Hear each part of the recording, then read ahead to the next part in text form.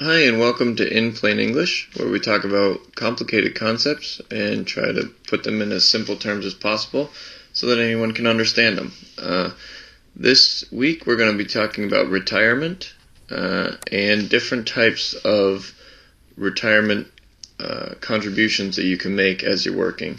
So we'll talk about the traditional IRA, we'll talk about a Roth IRA, we'll talk about the HSA, and then we'll talk about kind of an offshoot of the traditional IRA called the SEP IRA.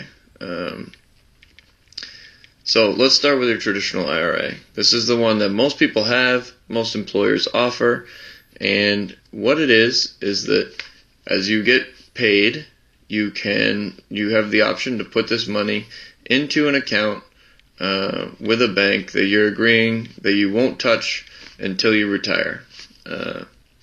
So you're going to wait roughly 65 years, and in the meantime, that money can grow, and then after 65 years, you take the money out, and you can use it for whatever you want. So in your traditional IRA, when it first goes into the bank, the government, so that's going to play a major role here, so we'll put Uncle Sam in a big... This is the government, okay? You're going to have to pay taxes on all of these, so just deal with it. The death and taxes idiom, right? That's not an option. You're going to have to pay taxes on things. The difference is, in a traditional IRA, before you give your money to the bank, the government has no influence. So they don't tax any of this money. Okay, so it goes in pre-tax, and then so that means that you can put in a relatively large amount, because so let's say your tax is 20%, just again for easy math. So if you're going to put $1,000 in, you can put your full $1,000 into a traditional IRA, and that's going to grow over 65 years, and let's say it grows to $5,000, again for easy math. Now, the tax part comes in an IRA after you're 65, so your income is typically lower because you've retired and you don't have a growing income anymore. So now you're probably taxed at a lower rate, so we'll say 20% as opposed to your old tax percentage. And then as you take that money out, it is then paid in tax to the government. So you lose 50 of that $5,000. That has grown after 65 years. But all this growth you're making in dividend reinvestments and all this stuff is allowed to grow. You only get taxed on it once you take it out. Okay? You can also take it out early. There's provisions for that. There's different things that you can do for that, but you're going to then have to pay a much higher tax rate and a significant fine. So we're not really going to talk about that. We're talking about is if you carried all these out to the end. So that's your IRA. It's a pre-tax contribution that you don't pay now, but you're going to pay later. That's the simple term of an IRA. Okay. The Roth is a similar. The IRA. Let me just go back. You can contribute right now as a single person. This changes every year, but about $18,500 a year. So you can put a lot of money away into that, and you can have it grow pretty substantially. The Roth is a counterpart to that, where you're putting your money into the system and with your retirement account, but you're putting it in post-tax. So you're paying the government right now. Okay? So that money, and say we'll stick with our 20% tax rate. So you're puting in less into the system. Okay? But then it goes through its 65 years of growth. And when you take it out, as it's $5,000, you're not taxed on anything that you take out. So you just get it all there. So the main differences between a traditional IRA and a Roth IRA are when you're taxed. And so you can make that decision for yourself about which is going to be better for you.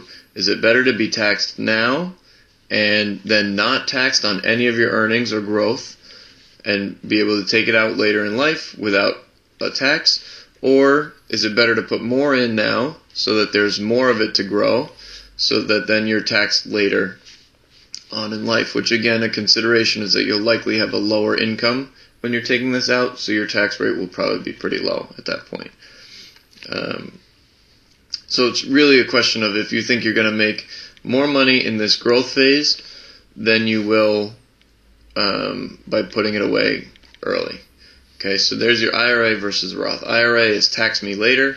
Roth is tax me now. I don't want to be taxed when I retire.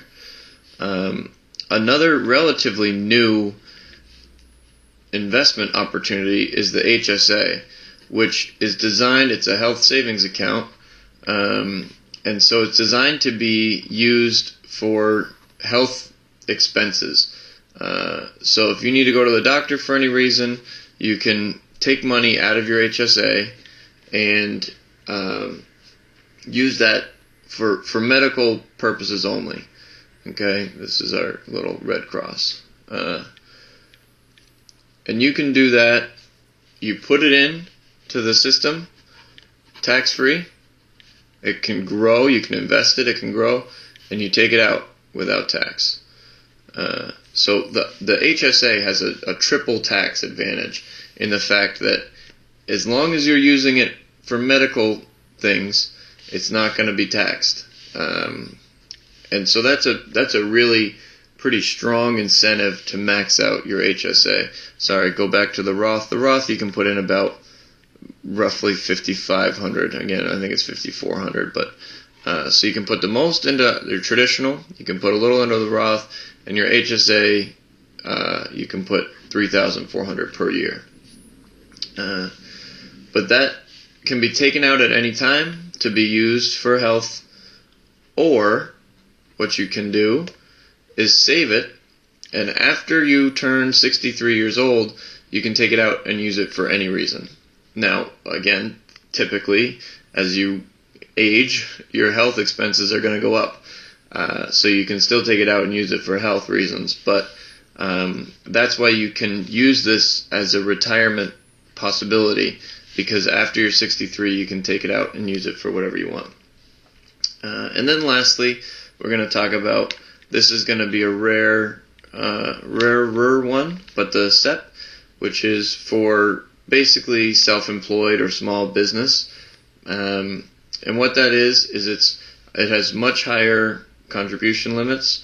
You can put, I think, up to $54,000 in, or 25% of your income.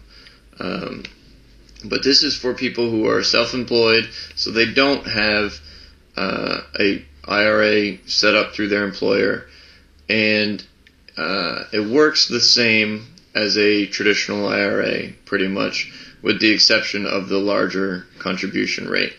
So you can put more money into your retirement with that.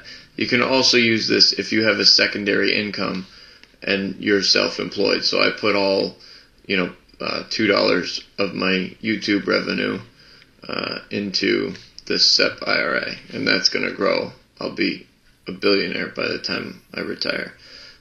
So that's nice. But thank you for watching and helping grow that $2 income. But because this is basically my own business, running YouTube, I can contribute to a traditional account up here through my day job, and then my self-employed job I can put into the SEP IRA. You can also do it if you have several employees. The caveat, so here's your business, and say you have 3 employees in your business. The caveat is that whatever you put into this, so say you're putting 10% of your income into your SEP IRA, you have to match that with your employee's salary. So it doesn't have to be a dollar amount, but it has to be the same percentage. So if you're paying yourself $100K a year and you're paying your employees $20K a year, you can put $10,000 into your SEP yourself, but you'd have to put $2,000 in for each employee. So that'd be a total contribution of $16,000 for you. So that is the retirement options. There is none that are better than others or worse than others. They all have their advantages and disadvantages, which is why it's so hard to offer advice to people on what they should do if you don't know their situation. I get asked a lot in terms of what should I do with this, and you'd have to tell me your whole financial plan and your life plan to figure out which one is best for you. So by knowing the differences and the advantages and disadvantages of each, you can make that decision for yourself and make your own planning and do your own work and research in terms of what's going to be best for you and or your family. All these values, by the way, are for single head of household. These all change, and they change every year. The contribution limits, they're different from married or filing jointly or whatever. You can look those up easily. But the point is, you can put a lot in here. You can put even more in the SEP. You can put less in the Roth and the least in your HSA. And your HSA is not really intended to be a retirement vehicle. So this is kind of a strange exception to the rule. Just almost a loophole, if you will. But that's retirement and retirement accounts in plain English. So thanks for watching. Please remember to like, comment, and subscribe on these videos. I really appreciate your feedback. And I appreciate you helping me grow this $2 revenue stream. So thanks very much.